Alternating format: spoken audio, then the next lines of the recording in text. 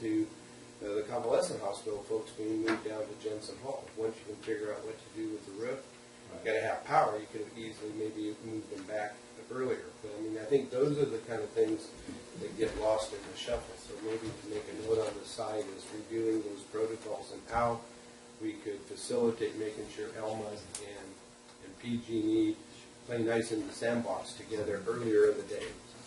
When I spoke with Elma early on regarding this, they had already called PG&E and pretty much requested the permission to island.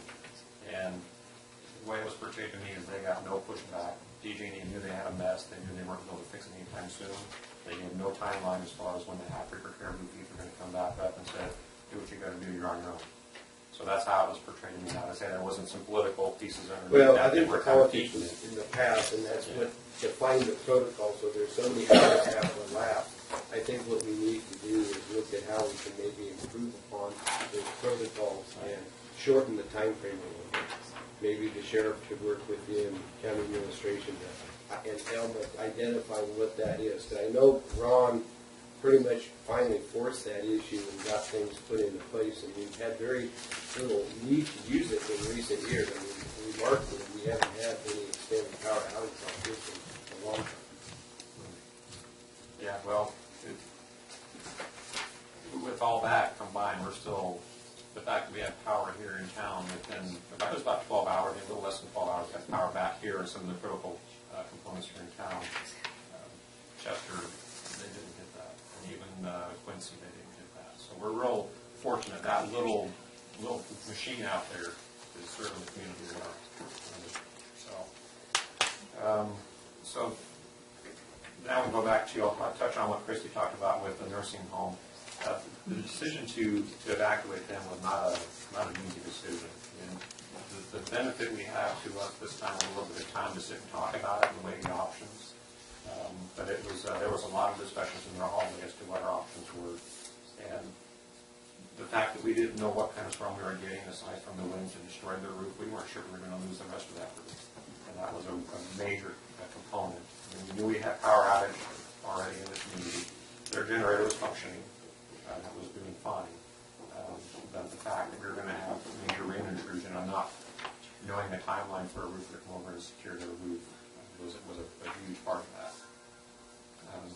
So as far, I think Christy touched on it pretty well, as how the response went and the collaboration to get it moving. I don't really have a whole lot more to add to that as far as how it went. I mean, I think it went very smooth considering the nature of the people we had to move and the complexities of that. It went very smoothly. And even the collaboration with the partners as far as the sheriff, keeping the city fire, public health, it went well. It took up a lot of my time. I kind of lost track of some of the things that were going on in the community.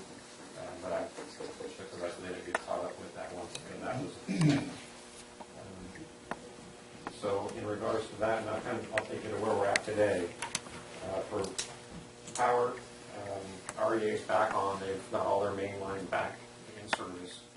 There are still a few isolated areas where individuals' power services were ripped from their structure, ripped off the house, which they can't repair until that box is reattached and inspected.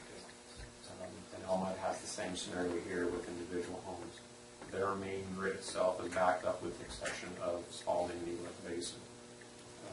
That up there is a whole different issue. They were out yesterday walking their line across Rockland Flats through the lava beds on the west side of Eagle Lake, which is, there's no road access, so they're walking it by foot to see what kind of damage they had. As of right now, we're looking at outage to continue through today, probably into tomorrow, before they get turned back on. There is quite a bit of damage in Spalding and Stones itself, with trees across lines and lines down throughout the community. But that's where Elmwood has their focus. They're all up there on that corner right now. A little bit down here with the isolated service drops that have been torn down. So I'm crossing my fingers that right now we're going to have power back up there tomorrow. And they felt, on a side note, talking with Elmwood, they're feeling pretty confident that PG is going to have the Caribou line up and running and get back on the PG&E circuit and operating with power here soon, meaning today or tomorrow.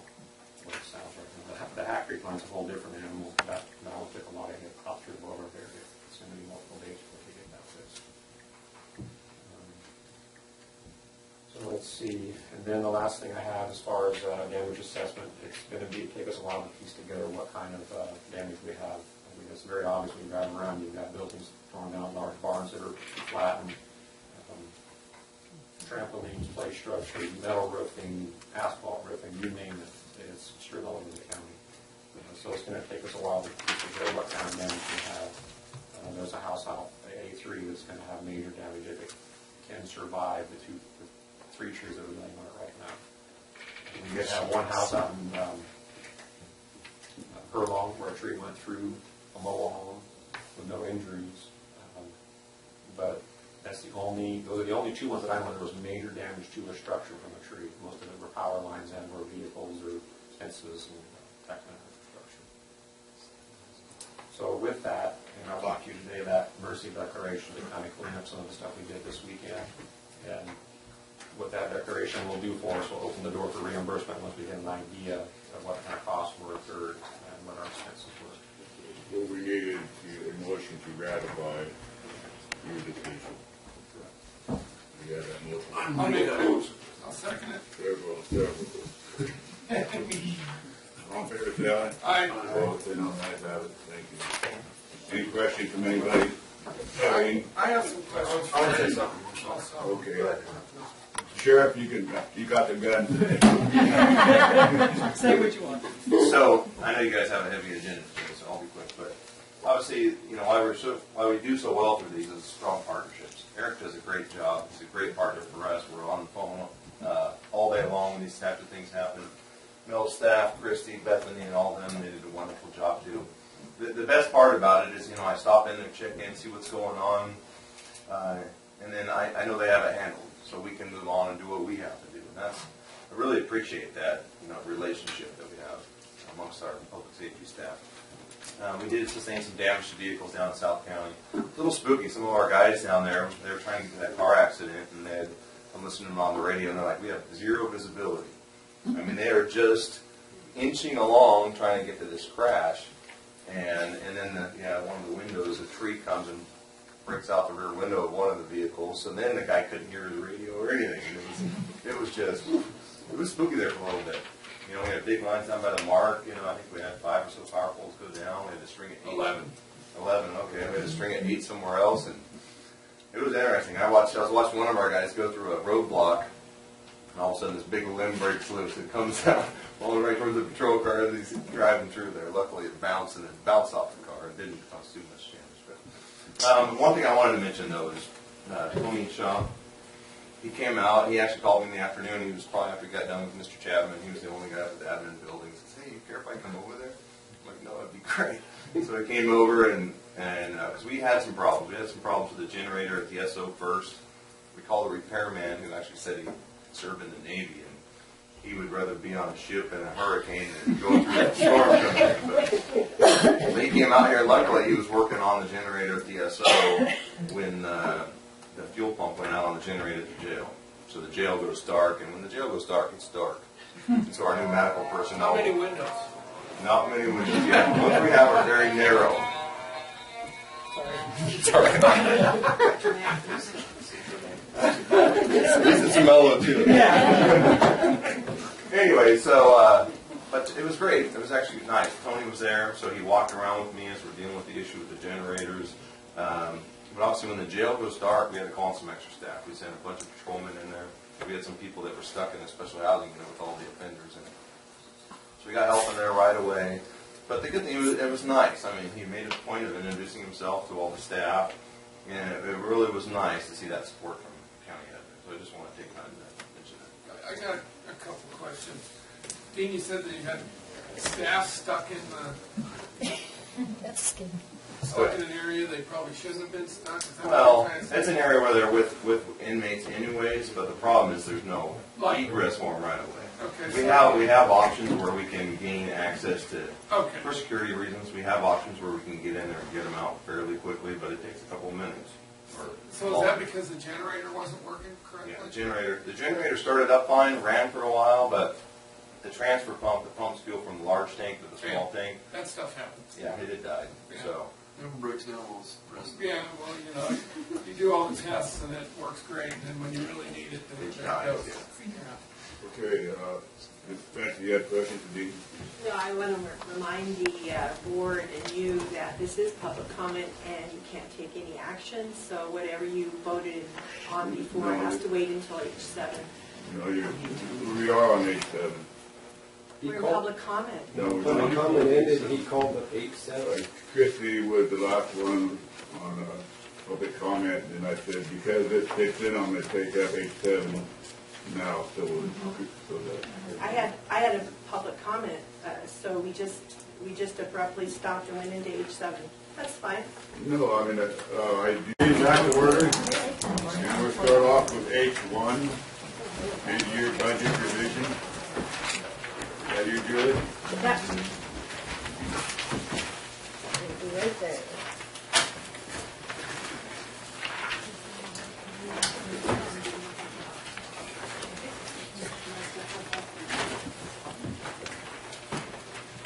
Good morning, Julie. Good morning, Mr. Chairman, members of the board. I put together the mid-year budget review and adjustments, and it does look, I'm happy to report, it does look like we are on track. There are not a whole lot of adjustments that I'm asking for. There are some that follow my report for Health and Social Services.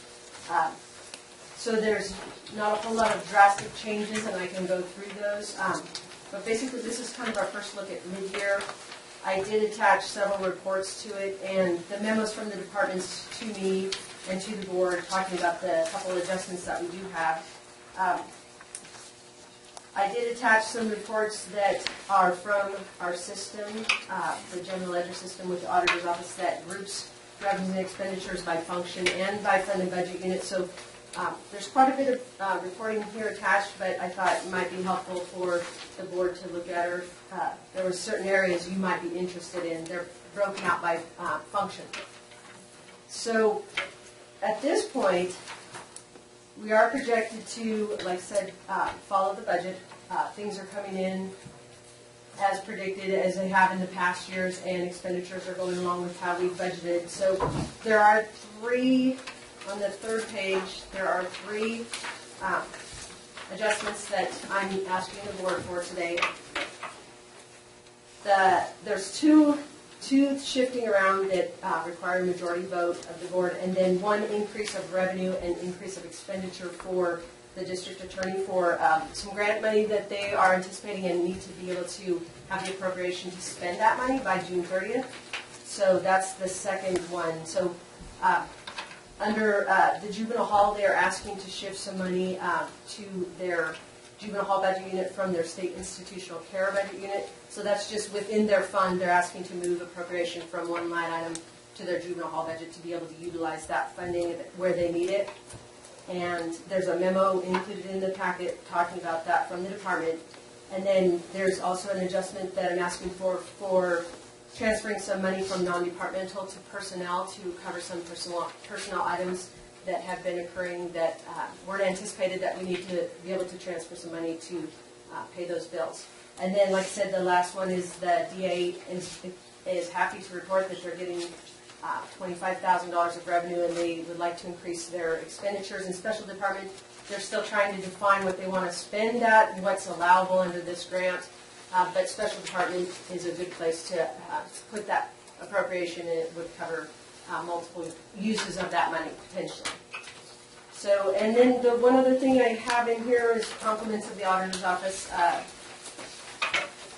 There's a cash flow. And it just kind of shows what it illustrates is historically how our cash flows go up and down. So. Question for Julie? Spencer? I have two questions. Fund 100 is big. I noticed that the account number for that $20,000 was not listed. Could you have that? That's on my page asking for the adjustments. On the agenda, it says Personnel Fund 100, which is a very large. Oh. You bet. That's one. It's on the third page in the actual. 300. Yep. Okay, thank you. And is there a difference between majority vote and 4/5? I thought they were the same.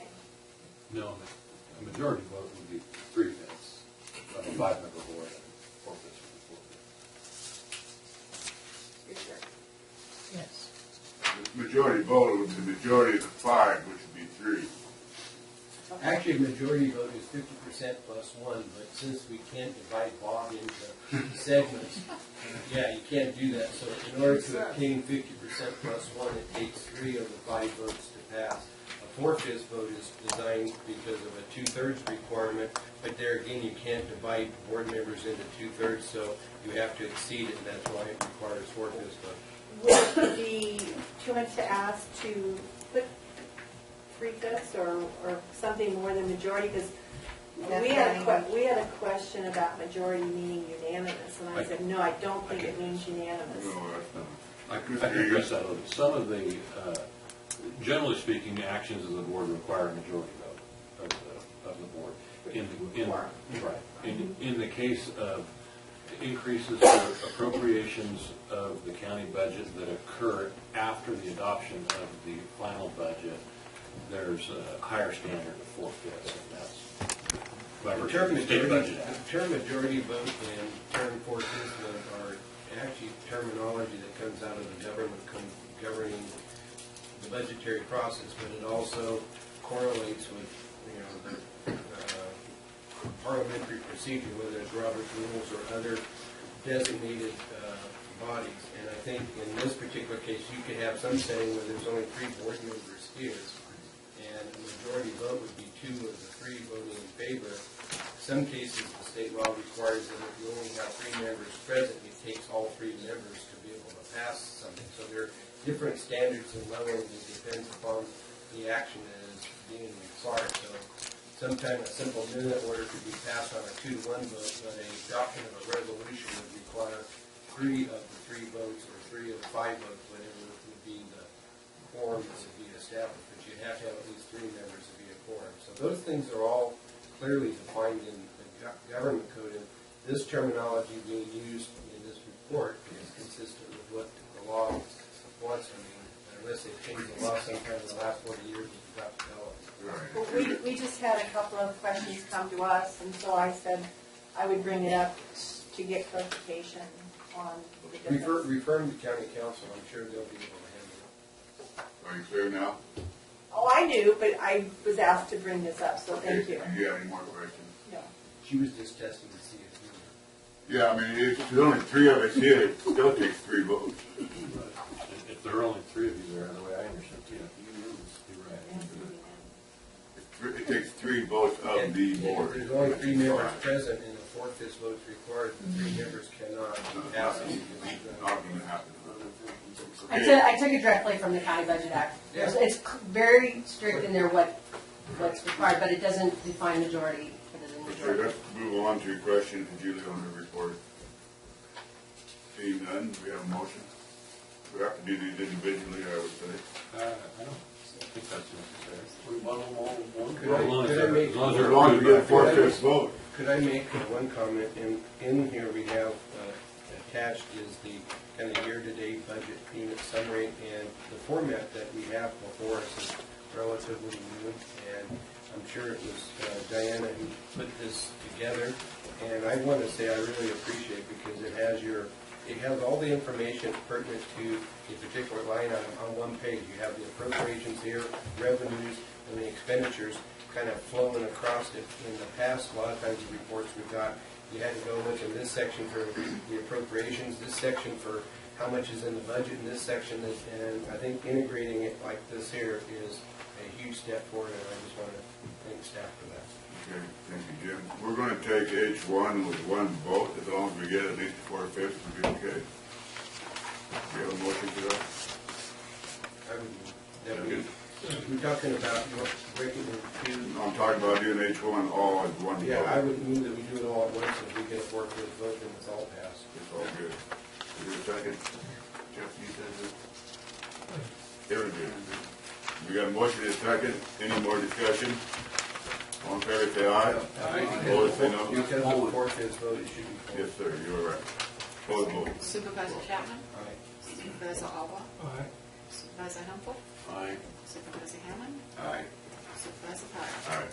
Thank you. Thank you. Just one additional note, I know Public Safety they're continuing to review their budgets, so they may be back in the near future to discuss some things that they have going on in their operation. And there's 2 other areas that have come to my attention, but they're, again, potential grant revenues that will need to be appropriated in the appropriate place. So we'll probably be back in the near future with some other adjustments. And I don't know if that'll be me or department, but just heads up on that. Okay, Thank you. We'll go to H2. Good morning, Mr. Chairman, board members. Melody Crowley from the Health and Social Services Department. And I brought with me this morning our Chief Fiscal Manager, Yvonne Smith. Generally, our mid-year adjustments are sort of to the positive. We have some increased expenditures, but we also have some increased revenues. But I'm going to let Yvonne go over them and give you the details and answer your questions. Good morning. Every year I come for mid-year budget adjustments, and it's mainly due to budgets completed in the spring. We don't know our allocations usually until the fall, sometimes as late as December, which didn't happen this year. A couple of them were due to placements. Our welfare assistance budget, which we have not had to increase those expenditures for many years due to foster care and adoption expenditures, we found a need that we did need to increase our expenditures. Luckily, we did have offsetting revenue to balance that budget to zero. There's no need to use fund balance in that budget. Tobacco and control, that's a minor adjustment. We had $971. It's a grant that we get from the state that we did not extend in 13-14 that we need to expend. Public health realignment, which helps fund rural health services and the public health and environmental health departments. Luckily, we got some growth funding there, so that offset how much of fund balance. We still are using almost $400,000 in fund balance, but at least this stopped a little bit of the bleeding. It helped a little bit. We did not have a need to increase expenditures. It just helped reduce the amount of fund balance. Historically, we had not participated in those for a couple of reasons. The biggest being there wasn't emergency power that could support and back up that county telephone system when we had power outages like we just had. So we had to stay away from that for a period of time. I think County IT has done a great job of trying to distribute the backbone and the infrastructure to different locations in the county, including some stuff now cited specifically at the dispatch center. So when things go down, there is an emergency backup option. We've been running with the same phone system over there since the early to mid-90s, and it's just, frankly, it's just way outlived its usefulness. We had a very, I'll call it a catastrophic failure this past fall where it was dead. And Frontier came out, IT came out, and it got right down to all they could do was turn it off and throw the switch and hope it came back. It was just, but the stuff's old. And so we worked with County IT, we worked with Frontier and with this development group to try and come up with a proposal. So what's before you is the development group. It's the same group that did the work for the rest of the county. This would bring the sheriff's office into that Cisco phone system for completely compatible. So from everything from 4-digit dialing to increasing our connectivity with other county departments to the dispatch center, to the jail, to patrol. And one of the things that plagues us, as it stands today, if somebody calls the dispatch center and says, "I want to leave a telephone message for Deputy Poor who works out of Beaver," dispatch actually pulls out a receipt book, writes out a receipted phone message, and hangs it there waiting to hear from Deputy Poor. Or if it's a Susanville person, they hang it on their box. Well, it's terribly inefficient. And there are times Deputy Poor may not make it down here from Beaver for a week. So we end up with citizens that are left hanging, not knowing status of cases or getting appropriate updates. This is going to let us, just as simple as being able to hit that guy's badge number and send it off so he can check it the minute he starts his shift is going to just dramatically increase our connectivity and our ability to get messages from citizens to deputies. It's just, this would be a great step forward. It'll get us caught up in the county.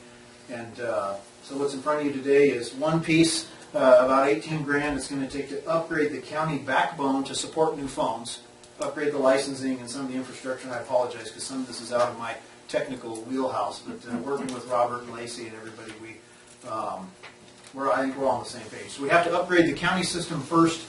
Phase 2 is all of the phones for the SO. And then, of course, phase 3 is the technical support that would come after the fact once the phones are up and running, because obviously we have to have access to 24/7 support, because we can't have a phone, phones be dead in the dispatch center, and not have somebody to, reach out to and get support. So those are the three pieces. I'm happy to take any questions. The transition period, the 9/11 system's gonna be down?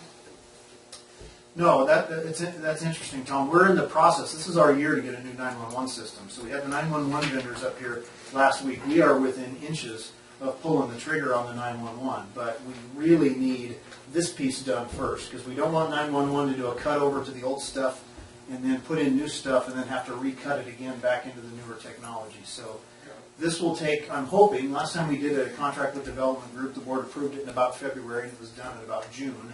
And then we know we're in about a 4-month window with 911. So if we can get this going, then we'll go ahead and finish up with 911 and hopefully get that so it runs in parallel but just slightly trailing.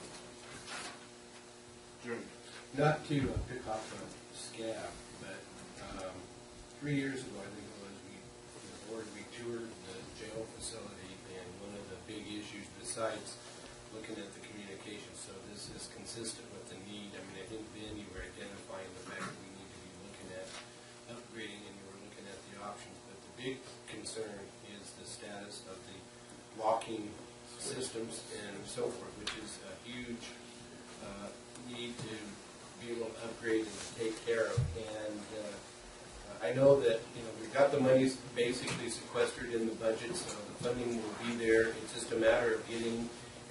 We've had a lot of commentary. Recent grand jury in its last report zeroed in on that particular issue. How close are we to getting the specs together so that we can be doing the same thing like we're doing here to get that project moving? Because if there's anything I think I'm more concerned about than the phones going dead, is that your locking system goes to put on you at a time like this last weekend, and the power outages and everything. That would be kind of a horrible thing. So to answer your question, it's done. The specs are done. The RFP is out. It's advertised. Okay. We are hosting vendors. It's right on the county website there. We had not had a recent report.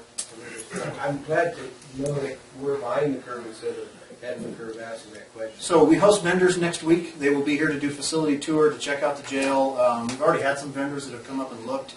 The RFP closes on the end of the month. So we're looking at this. Feb 25.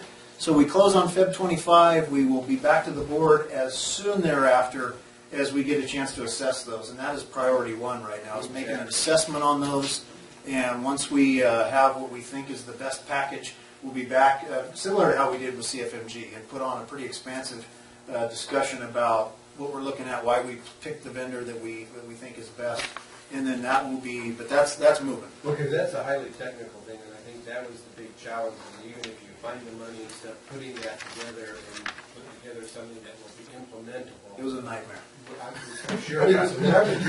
So when I was reading this, I'm thinking, well, where's the lock thing? Because I know that has been like priority number one. So I was thinking, if I had a choice between this and the locks, I'd go with the locks. But if we can do both, that's even. And the locks were priority one until the phone system just died, and we did the hard reboot, and it was like, okay, we have to bump this and get this. So, but they've been working in parallel. Okay, good. Well, that answers my question, Mr. Chairman. Kudos to staff for keeping their focus. Any more questions? Seeing none, anything public? We have a motion to authorize the CO to sign a special service agreement once approved by county council. I will just comment on that. The county council has approved it, all his signatures, not on the document yet. Got word this morning. Second motion? I'll make the motion. Second? Second. Any more discussion? This does not require a four-fifths majority vote. All in favor, say aye. Aye. Opposed, say no. Ayes have it. Thank you, John, and you, number 4. Thank you. Just in closing there, special thanks to Lacey over at IT. She was a ton of help on the phone project, along with Robert Talley, and then Andrew Howe helping build that contract, because that was another nightmare in and of itself, trying to build all that to spec. So it's done, and we'll have it to you very soon now. The next item, gentlemen, is an advisory measure. As some of you will remember, we piloted a program back in the mid-2000s where we sent people to a basic law enforcement academy. We sent them to Butte. We focused on people that worked for us in the county jail. We sent them to Butte, and when they went down for the 6-month academy, they came back, and we... The Measures Code to remove the fictitious county clerk recorder position, which you can see is placed again on this agenda. And amend your recently approved conflict of interest code you have to remove a fictitious clerk, county clerk recorder. It doesn't exist. What does exist with county record is county clerk, clerk of the board, deputy clerk of the board, administrative assistant, senior legal clerk, recorder, and senior recorder. And we have filed a complaint with the FPPC. The conflict of interest